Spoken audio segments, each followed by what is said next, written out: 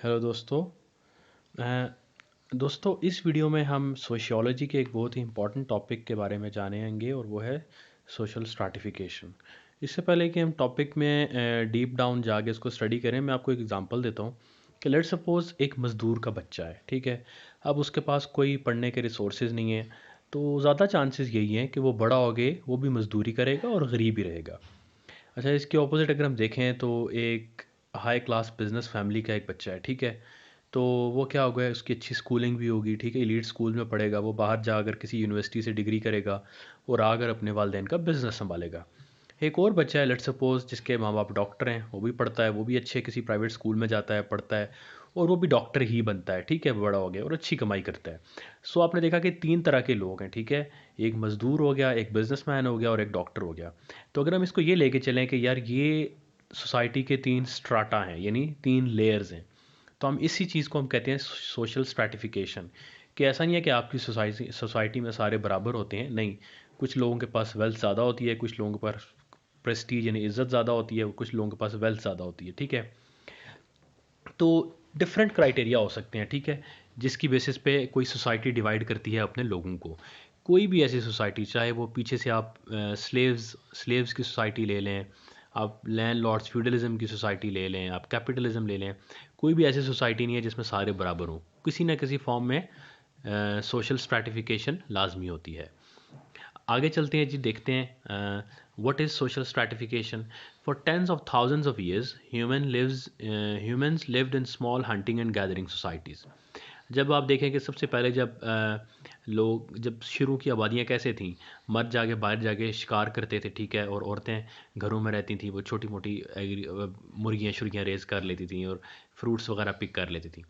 तो उसी वक्त से ही सोशल स्ट्रैटिफिकेशन हो गई, यानी मर्द और औरत इक्वल नहीं थे उन सोसाइटीज़ में, क्योंकि मर्द ने बाहर जाके रोज़ी रोटी कमानी होती थी, उसने शिकार करना होता था।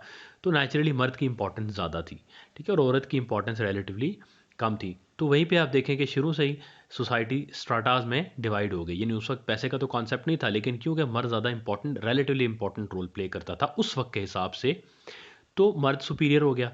तो सोसाइटी हमारी स्ट्रैटिफिकेशन, उसमें दो तरह की स्ट्रैटिफिकेशन थी बेस्ड ऑन जेंडर, यानी मेल जो जेंडर था उसका हाई स्टेटस था और फीमेल का लोअर स्टेटस था। Then as societies became more and more complex major changes came about. जैसे आप देखें कि हमारी जो सोसाइटीज़ में ज़्यादा कॉम्प्लेक्स हुई, फॉर एग्जांपल एरिस्टोक्रेटिक सोसाइटीज़ आई, उसमें क्या होता कि लैंडलॉर्ड्स थे जिनके पास ज़मीन थी, फिर कुछ ऐसे थे मशीर होते थे उनके, फिर कुछ ऐसे होते थे नीचे स्लेव्स होते थे जो फार्मिंग करते थे। तो जो जो सोसाइटी कॉम्प्लेक्स होती गई, आपके स्ट्रैटिफिकेशन सिस्टम भी जो है वो फर्दर कॉम्प्लेक्स हो जाते हैं। इसी तरह देखेंगे आज जब कैपिटलिज्म का सिस्टम है तो क्या होता है, एक आपके ऊपर सियासतदान होते हैं, एलीट क्लास होती है, देन आपके वाइट कॉलर लोग होते हैं, ठीक है, जैसे डॉक्टर्स हो गए, बिजनेसमैन हो गए, फिर आपके ब्लू कॉलर वर्कर्स हो गए, ठीक है, फैक्ट्रियों में काम करने वाले, फिर आपका बिल्कुल गरीब तबका जो मजदूरी डेली वेजर्स है। तो क्योंकि हमारी सोसाइटी कॉम्प्लेक्स हो गई है, ठीक है, एक इंडस्ट्रियल मॉडर्न सोसाइटी कॉम्प्लेक्स है, तो उसमें सोशल स्ट्रैटिफिकेशन भी डिफरेंट तरीके की होती जा रही है। Changes elevated certain categories of the population by giving them more power, money and prestige.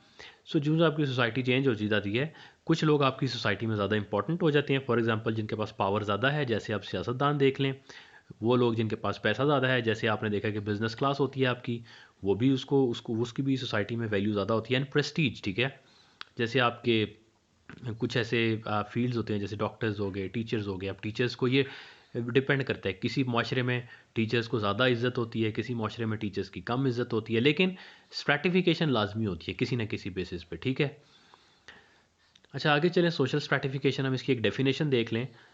Social stratification is structured inequality of access to rewards, ठीक है, resources and privileges that are scarce and desirable within a society. अच्छा, कोई भी resources है आपकी society में, जैसे पैसा हो गया, ठीक है, जो आपकी डे टू डे जो आपकी अम्यूनिटीज़ होती हैं, या कोई भी ऐसे रिसोर्सेज हो गए, लग्जरी कंफर्ट हो गई, वो एक सोसाइटी में बड़े डिज़ायरेबल होते हैं। यानी हर कोई चाहता है कि मेरे पास अच्छा घर हो, अच्छा मकान हो, ठीक है, अच्छी स्कूलिंग हो मेरे बच्चों की।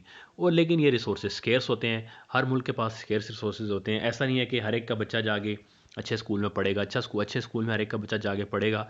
तो जो छोटे मोटे स्कूल हैं वो बंद हो जाएंगे, ठीक है, जिसको हम एक सोशियोलॉजी में एक थेरी है फंक्शनल थेरी की, यार हर एक का अपना अपना काम होता है, लेकिन ऑफ कोर्स हर कोई बेटर की तलाश में होता है, everybody is searching for the better.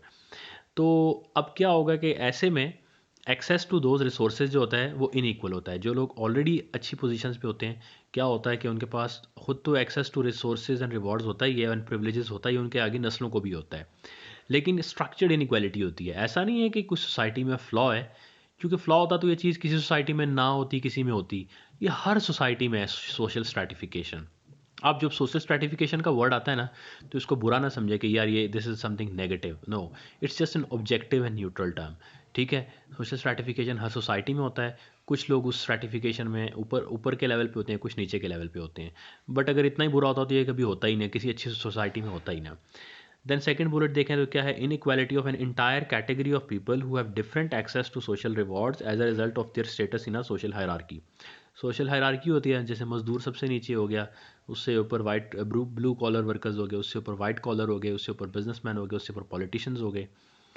तो अब स्ट्रैटिफिकेशन की बेस पे नेचुरल आगे रिजल्ट ये निकलता है कि कुछ हायर क्लासेस होती हैं और कुछ लोअर क्लासेस होती हैं, कुछ के पास रिसोर्सेज ज़्यादा होते हैं, कुछ के पास कम होते हैं, कुछ के पास पावर ज़्यादा होती है और कुछ के पास कम होते हैं। तो याद रखें, सोशल स्ट्रैटिफिकेशन जो होती है इट्स अ स्ट्रक्चर्ड इनइक्वालिटी। ऐसा नहीं है कि रैंडम नहीं होती ये, आपकी सोसाइटी में कुछ लोग ऊपर होते हैं, कुछ नीचे होते हैं। अच्छा, इसके कुछ कैरेक्टरिस्टिक्स हैं सोशल स्ट्रैटिफिकेशन के, जो हम पढ़ेंगे तो आपको ये कॉन्सेप्ट ज़्यादा क्लियर हो जाएगा। पहला है कि जी social stratification is a trait of society, not simply a reflection of individual differences.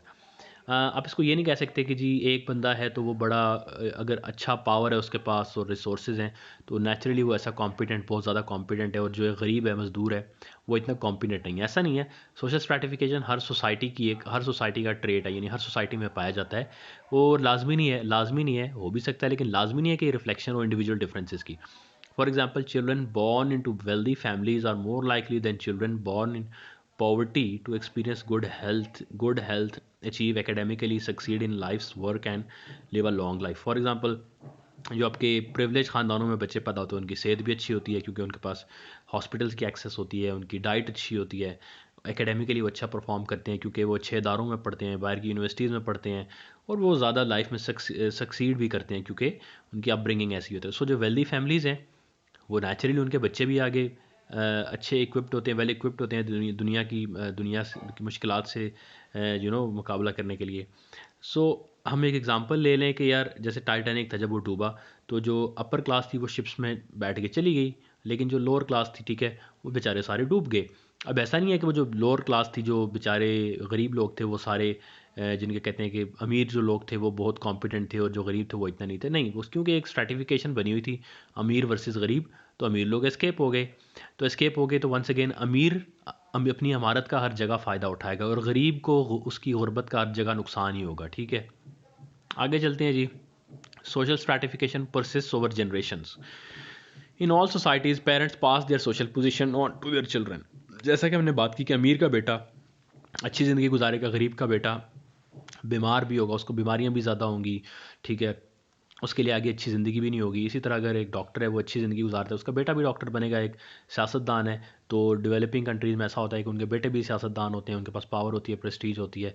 तो ये परसिस्ट ओवर जनरेशंस। ऐसा नहीं है कि जी एक बंदा मज़दूर था तो उसका बेटा जाके आगे जी एक बिलियनियर बन जाएगा।